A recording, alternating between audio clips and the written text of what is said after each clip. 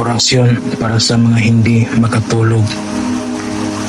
Panginoong lumikha, ikaw ang nagbibigay ng pahinga sa lahat ng nilalang.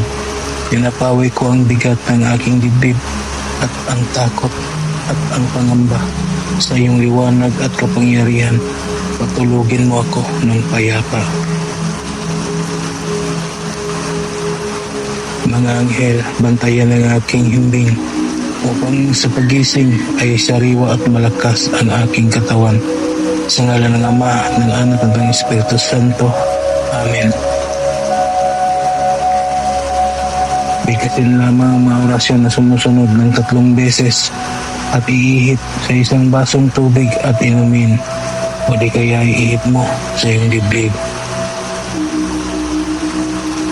Stator Arepo Tinito Pinarutas Mel Crestum Crucem Rex Mel Crestum Crucem Rex Mel Crestum Crucem Rex. Amen.